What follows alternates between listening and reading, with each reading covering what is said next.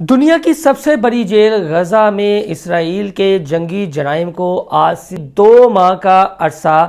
گزر چکا ہے، لیکن اسرائیل اب بھی ٹس سے مس نہیں ہو رہا اور جس طرح کی خبریں آ رہی ہیں وہ انتہائی افسوسناک ہیں۔ دوسری جانب مسلم امہ کے حکمرانوں اور لیڈران کی حالت یہ ہے کہ وہ صرف قراردادوں، بڑی بڑی کانفرنسوں، احتجاجی ریلیوں اور بیانات تک ہی اب تک محدود ہیں، لیکن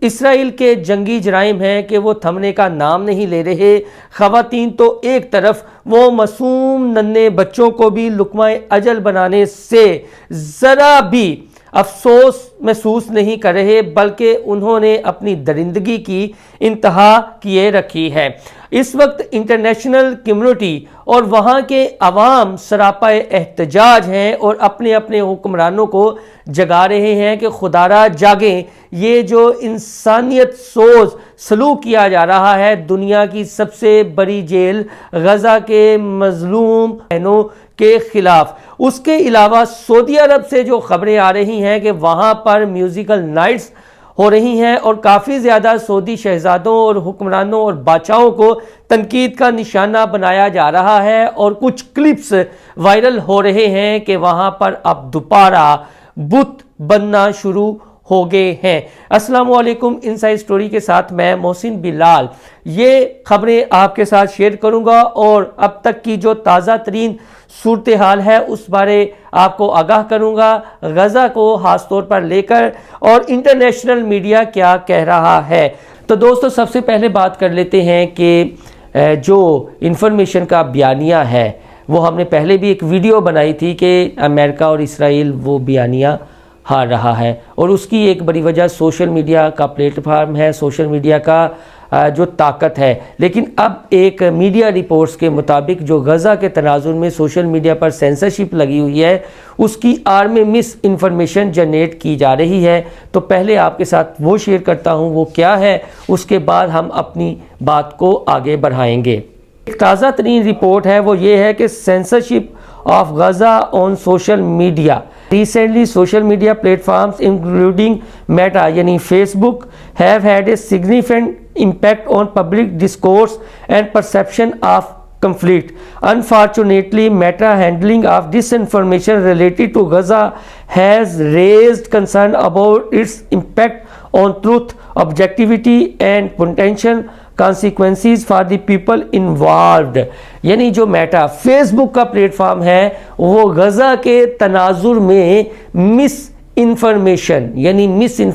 کوٹ کر رہا ہے، جس سے اس کی غیر جانبداری پر اور اس کی شفافیت پر سوالات اٹھنا شروع ہو گئے ہیں کہ جو میٹا فیس بک کا پلیٹ فارم ہے وہ مس کوٹڈ کر رہا ہے اور جو پبلک اوپینین ہے اس کو ڈسٹارٹ کر رہا ہے کہ پبلک اوپینین غزہ کے حق میں ہے، لیکن وہ اس طرح کی انفارمیشن جنریٹ کر رہا ہے پبلک کو سامنے رکھتے ہوئے کہ غزہ کے سلسلے میں سوشل میڈیا کے پلیٹ فارم پر پابندی لگ جائے۔ ایک اور چیز آئی ہے کہ while Meta made it easy to share fabricated content produced to justify Israel's brutal attacks, it suppressed the posts of Palestine supporters under some pretext such as community rules or some algorithm error، کہ وہ اسرائیل کے جو جنگی جرائم ہے اسے justify کرنے کے حوالے سے کچھ ایسا کنٹینٹ جنریٹ کر رہا ہے۔ اور فیبریکیٹڈ جو میں نے بات کی ہے کہ فیبریکیٹڈ جو انفارمیشن ہے، جو ڈسٹارٹیڈ انفارمیشن ہے، جو پبلک ڈسکورس سے بالکل ہٹ کے ہے، وہ انفارمیشن آگے پھیلا رہا ہے۔ اب تک جو مظلوم اسرائیلی بھائی بہن ہیں جن میں بچے بھی شامل ہیں، خواتین بھی شامل ہیں، اسرائیل کے جنگی جرائم کی وجہ سے، ان کی بمباری کی وجہ سے اب تک 17,177 معصوم بھائی بہن جس میں بچے بھی شامل ہیں شہید ہو چکے ہیں، اور جو انٹرنیشنل کمیونٹی ہے، جو ہیومن رائٹس ہے، وہ اس کو جنگی جرائم سے تشبیہ دے رہی ہے اور دنیا کو جھنجھوڑ رہی ہے کہ آپ سامنے آئیں اور اسرائیل کو روکیں۔ لیکن دوسری جانب اسرائیل تمام حدیں پار کرتا چلا جا رہا ہے، اور میڈیا رپورٹس کے مطابق کہ اسرائیل نے خان یونس میں وائٹ فاسفورس کا بھی استعمال کیا ہے. جبکہ ایک میڈیا رپورٹس کے مطابق اسرائیل نے جو اپنا کنٹینیوس اوفینس جاری رکھا ہوا ہے اس میں ایک ہی شہر میں 350 جو مظلوم فلسطینی ہیں وہ شہید ہو چکے ہیں. جبکہ یو کے politicians confronted on plan for not calling for Gaza cease fire, یعنی یو کے جو پولیٹیشنز ہیں وہ بھی اب دہائیاں دینا شروع ہو گئے ہیں. دوسری جانب U S president emphasizes critical need to protect Gaza civilian کہ جو امریکی صدر ہیں جو بائیڈن، انہوں نے بھی تنقیدی طور پر یہ کہا ہے کہ اب وہاں پر کچھ نہ کچھ ہونا چاہیے اور جو سویلین آبادی ہے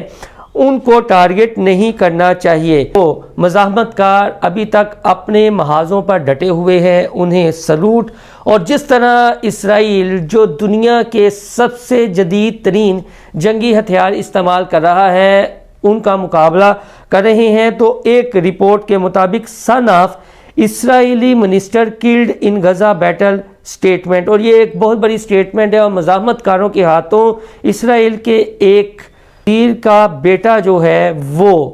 ہلاک ہو گیا ہے. یہ بھی میڈیا رپورٹس ہیں. اس کے علاوہ آئی ایم ایف کی جانب سے ایک خبر سامنے آئی ہے کہ کنفلکٹ ٹو سیورلی ڈپریس فلسطین اکانومی، آئی ایم ایف، کہ یہ جو کچھ ہو رہا ہے اس سے جو فلسطین کی معیشت ہے اسے شدید دھچکا لگا ہے. پھر روسی صدر اور ایرانی صدر کا بھی ایسے میں رابطہ ہوا ہے اور انہوں نے بھی اسرائیل کی بھرپور مذمت کی ہے اور فلسطین میں جو پھنسے ہوئے ہیں، غزہ میں ہیں، ان کی نسل کشی کر رہا ہے اور اس نسل کشی کی شدید الفاظ میں مذمت کی جاتی ہے. اور ایسے میں دنیا کو آگے بڑھنا ہوگا اور اسرائیل کو روکنا ہوگا. تو یہ کچھ تازہ ترین میڈیا رپورٹس تھیں. دوسری جانب پاکستان کے تمام مکتبہ فکر کے جو علماء اکرام ہیں وہ اکٹھے ہوئے ہیں اور ایک بہت بڑی کانفرنس ہوئی ہے اور حکومت پاکستان سے انہوں نے مطالبہ کیا ہے کہ جب اس طرح کے حالات ہو جائیں، مسلمانوں پر زمین تنگ کر دی جائے تو پھر مسلمانوں پر جہاد فرض ہو جاتا ہے. اور اسرائیل اور غزہ میں جو پھنسے ہوئے مظلوم بھائی بہن ہیں جو اسرائیلی فوج کی بربریت کا نشانہ بن رہے ہیں، انہیں کنٹرول کرنے کے لیے ہم نے عملی اقدامات اٹھانے ہوں گے. جماعت اسلامی ہو، لبیک ہو، مولانا فضل الرحمان ہو، انہوں نے ملین مارچ تو کیے ہیں اور جھنجھوڑا ہے اور دنیا بھر کو یہ ریلائز کروایا ہے کہ پاکستان کے جو عوام ہیں وہ مظلوم فلسطینی اور غزہ کے بھائی بہنوں کے ساتھ کھڑے ہیں. اس کے علاوہ جو سعودی عرب سے خبریں آ رہی ہیں وہ انتہائی مایوس کن تھیں، لیکن ایک پراپوگنڈا بھی ہم دیکھ رہے ہیں کہ وہاں پر ایک لابی ایسا چاہتی ہے کہ یہاں پر بھی کچھ انتشار کی صورتحال بنے، جس طرح کے وہ پتلے سوشل میڈیا پر وائرل کیے جا رہے ہیں. گو کہ سعودی عرب کی آفیشیل اس سلسلے میں کوئی ابھی تک سٹیٹمنٹ نہیں آئی، لیکن ترکی کے صدر طیب اردگان کی جانب سے اسرائیل کو متنبع کیا گیا ہے کہ امیز لہجے میں یہ کہا گیا ہے کہ جو رپورٹس آ رہی ہیں کہ ہم حماس کے جو مزاحمت کار ہیں، جو مجاہدین ہیں، وہ جس ملک میں بھی ہوئے، ترکی میں ہوئے، قطر میں ہوئے، نشانہ بنائیں گے. تو اس پر طیب اردگان کا جو میڈیا پر بیان آیا وہ یہ تھا کہ اسرائیل اس بھول میں نہ رہے. دوسری جانب جو افغانستان کے وزیر داخلہ ہیں سراج الدین حقانی، ان کی جانب سے بھی کچھ خبریں تھیں کہ اسرائیل کو انہوں نے بھی متنبع کیا ہے اور ان کے ایک بیان نے جو فلسطین کا ایک ڈیلیگیشن بتایا جا رہا ہے کہ ان سے ملا ہے، ان کے ایک بیان نے نہ صرف امریکہ بلکہ جو عرب ممالک ہیں ان میں بھی ہلچل مچا دی ہے کہ جو انہوں نے یہ کہا ہے کہ جو افغانستان کے مجاہدین ہیں وہ تیار بیٹھے ہوئے ہیں غزہ کے مظلوم بھائی بہنوں کی مدد کے لیے اور وہ کوئی بہت بڑا سرپرائز دے سکتے ہیں. یہ ابھی تک میڈیا رپورٹس ہی ہیں. دوستو اس سلسلے میں جو بھی انفارمیشن آئے گی ہم آپ کے ساتھ کوشش ہوگی اپنے اس یوٹیوب کے پلیٹ فارم سے شیئر کریں گے.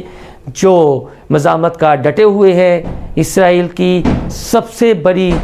جنگی فورس کے خلاف، وہ بھی چیزیں آپ کے ساتھ شیئر کریں گے. آپ ہمارا چینل انسائیڈ اسٹوری لائک اور سبسکرائب کرنا نہ بھولیے گا. اللہ حافظ.